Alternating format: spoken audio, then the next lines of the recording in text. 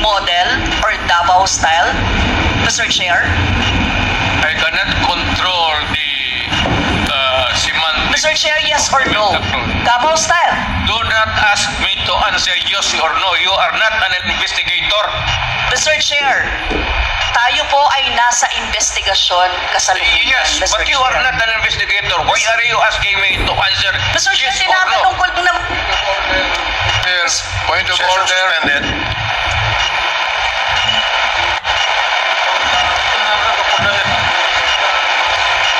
Point of order, Mr. Chair. Ano ka, pulis? Ang tinatanong ko lang, sa particular question na yun, maaari naman siyang sagutin ng yes or no, and then the explanation, Mr. Chair. Opo, opo. Do not control my answer.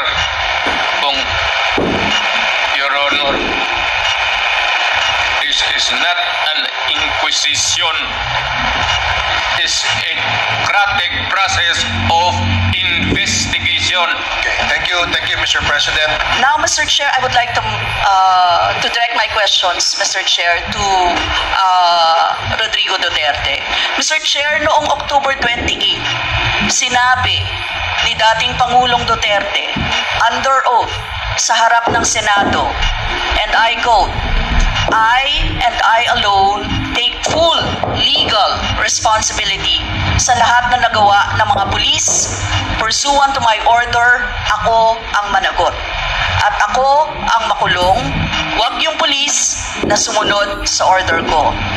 Ang tanong natin, Mr. Chair, the families of innocent extrajudicial killing victims are present. Yun po yung pinagsalita nyo kanina.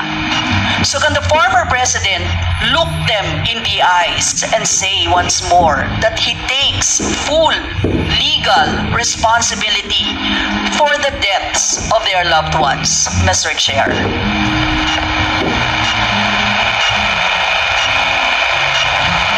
Mr. President, can you... What's the question? What is the question? Can you repeat the question? Mr. Chair, sinabi niya po the full responsibility. So, Mr. Chair, totoo ba yan? Correct. Very correct. Since I was a president, and there was until now, serious problem about drugs, I had to issue or make a policy statement about drugs. At all that happened, yung nangyari pursuant to my order to stop the drug problem in this country, akin yun. Akin yun. Ako ang nagbigay ng order kasi ginawa nila illegal or legal, akin yun. Thank you, Mr. Chair. I take full responsibility for it. Thank you, Mr. Chair. Yun po yung tanong ko. Yung families of innocent extrajudicial killings, kayo din. File the case in court. Mr. Chair. Problema, nandiyan ang korte. Yes, Mr. Chair. Second question ko. Responsable kayo kasi polisiyan nyo yun. Kumbaga, tatak Duterte. Dahil polisiyan nyo rin yan, tama ba? Sa Davao. Nung nasa Davao pa kayo. Tama ba na tawagin po itong Davao model or Davao style? Mr. Chair? I cannot control the semantics. Mr. Chair, yes or no? Davao style. Do not ask me to answer yes or no. You are not an investigator. Mr. Chair, tayo po ay nasa investigasyon kasalukuyan. Yes, Mr. but you Chair. are not an investigator. Why are you asking me to answer Mr. Chair, yes or tinatanong no? ko lang naman. Yes, point of Session order. suspended.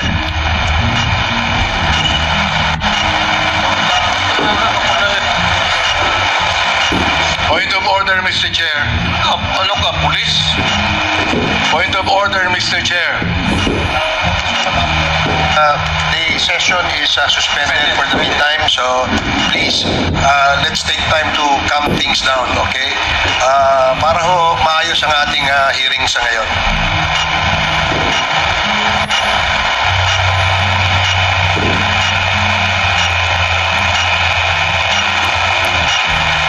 resume.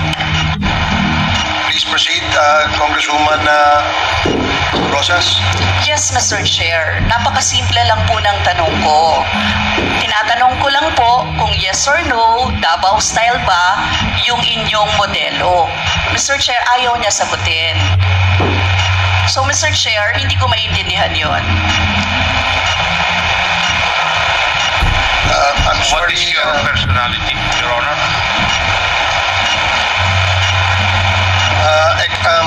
If I may, Secretary Bello, we normally, a committee does not allow the counsel of the witness to speak because the role of the counsel is limited only to counseling his client on his rights. Hanggang doon lamang po. But we cannot ask you to answer any questions that will be asked by any of the members. And that is what is Your Honor. so, Actually, I'm not answering the question of Congresswoman Rosas, Your Honor.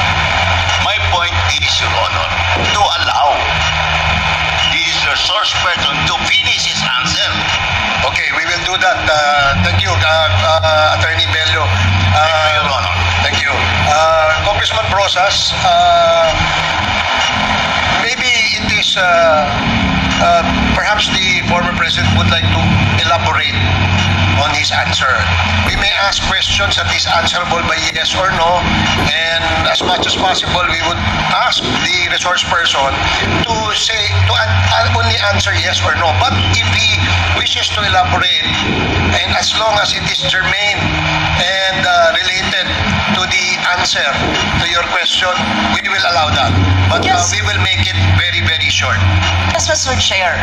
Pwede namang mag-expound, Mr. Chair. Ang tinatanong ko lang, sa particular question na yun, maaari naman siya sagutin ng yes or no. And then the explanation, Mr. Chair. Opo, opo. Do not control my answer, Your Honor. This is not an inquisition. It's a democratic process of investigation. Thank you, Mr. President. Sana po,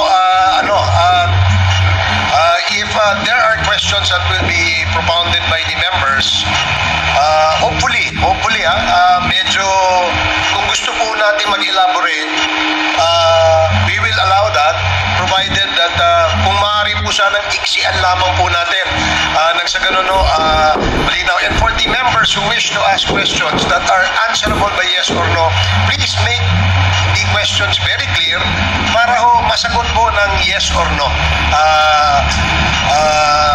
Your Honors. So I hope para maayos yung ating patakbo na ating hearing sa ngayon. So please proceed, Congresswoman Rosas. Yes, Mr. Chair. Mr. Chair, tanong ko, sinasabi nyo rin na ang war on drugs ay talagang utos nyo. Diba? Pag sinabing war on drugs, Duterte yan. Sa inyo, na nadikit yan. Unless, eto po, tanong na pwede nyo i-expound. May iba kayong gustong itawag doon? Meron po ba kayong gustong ibang itawag doon? Wala na po. Sabi ko, I assume full responsibility for whatever happened in the actions taken by the law enforcement agencies of this country to stop the drugs or the serious problem of the drugs affecting our people. Mr. Chair, next question. Nung naging mayor po kayo, sabi nyo naging safe ang Davao. Tama po ba? That would be that should be answered by a third person. I would not be answering that. It would be presumptuous of me to conclude